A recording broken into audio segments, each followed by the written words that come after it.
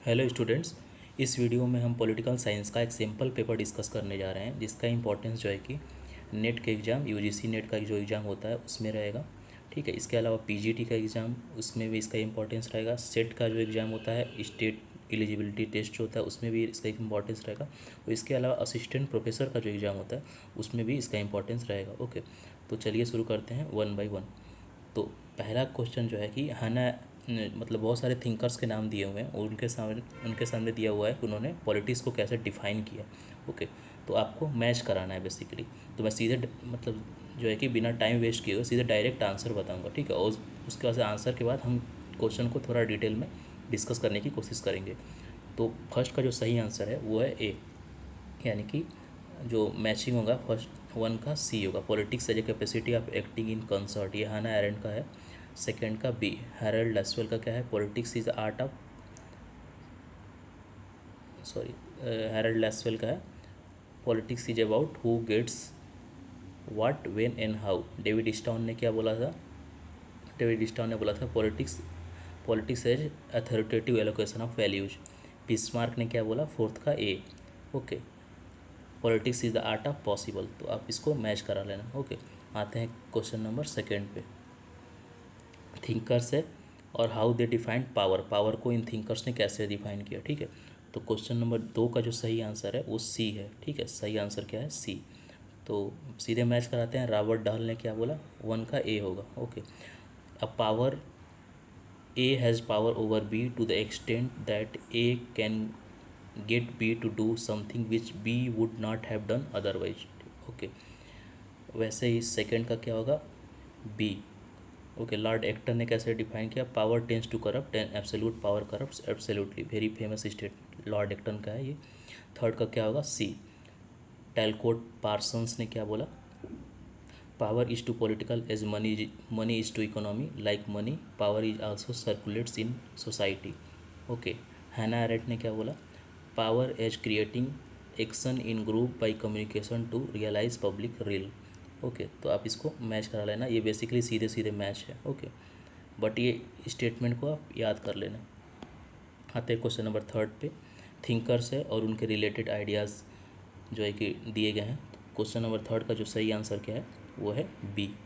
Third का सही answer क्या है, बी, यानी कि फर्स्ट का बी ही होगा। जेएसपिल प्रोपोर्शनल रिप्रेजेंटेशन की बात करते हैं, सेकंड का डी होगा।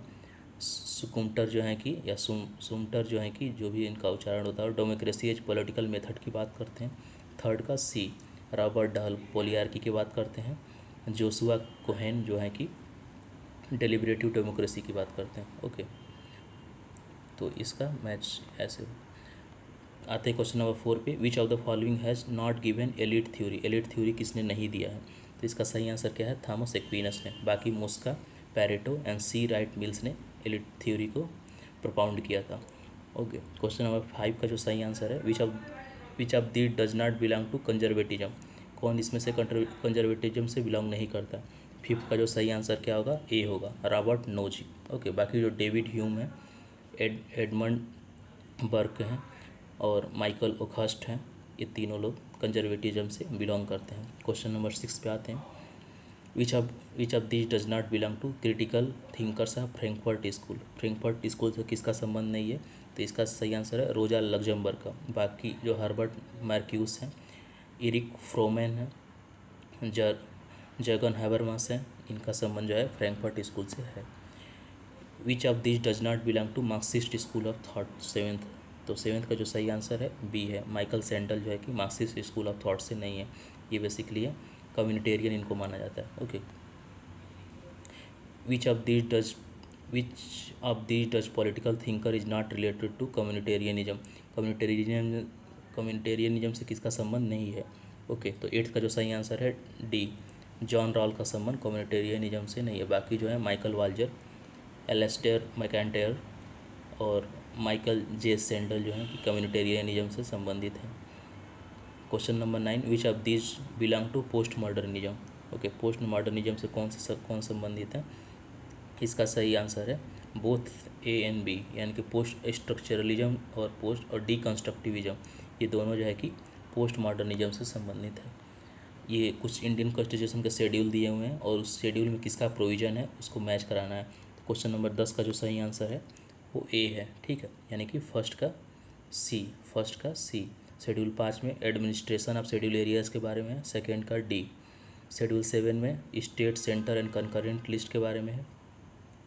शेड्यूल 9 में क्या है, लैंड रिफॉर्म एक्ट के बारे में है।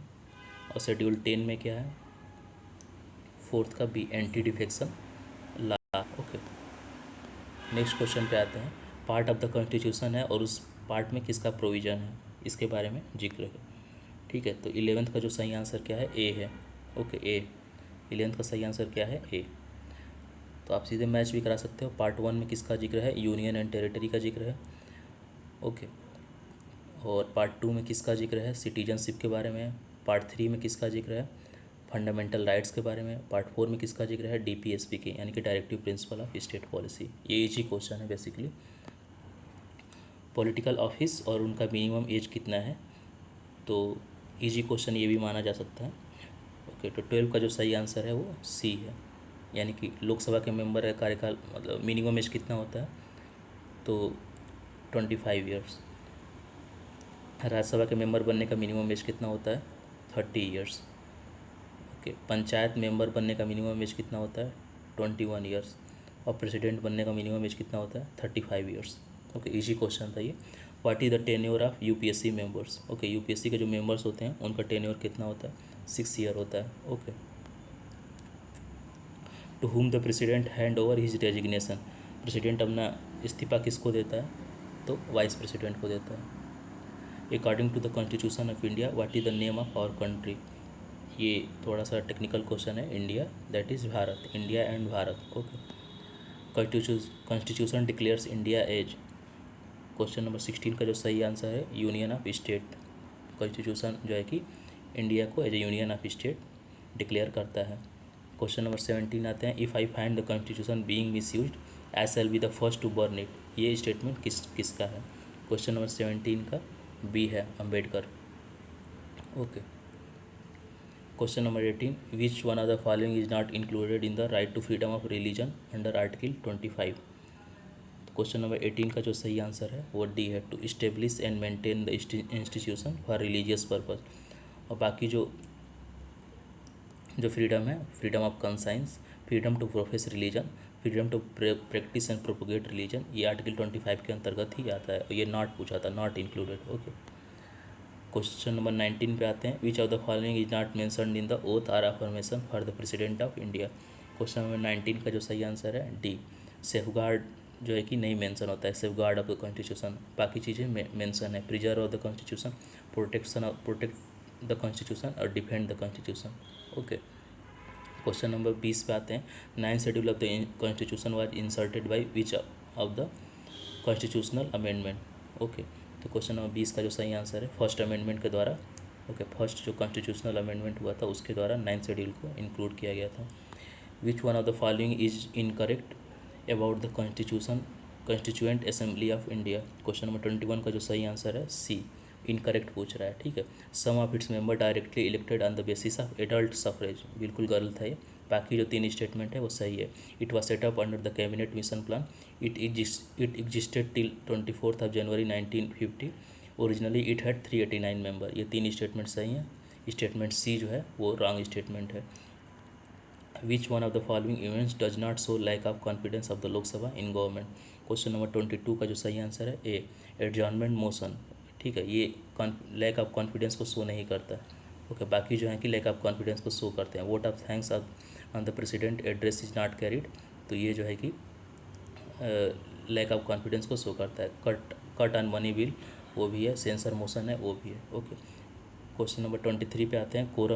कोरम के लिए कितने परसेंट होने चाहिए टोटल मेंबर्स हाउस के। 23 का जो सही आंसर है ए है, 10% of the total members of the house.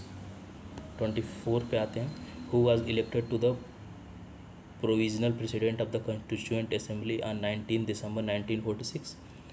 तो इसका सही आंसर है सच्चिदानंद सिन्हा। ओके, इसका सही आंसर है बी, सच्चिदानंद सिन्हा को प्रोविजनल प्रेसिडेंट बनाया गया था। Who of the following who of the following constitute the electoral college of the president of India. 25 का जो सही आंसर क्या है वो सी है। The elected members of both the houses of the parliament and the elected member of the legislative assemblies of the state. Okay, next जो questions हैं वो हम नेक्स्ट वीडियो में करेंगे।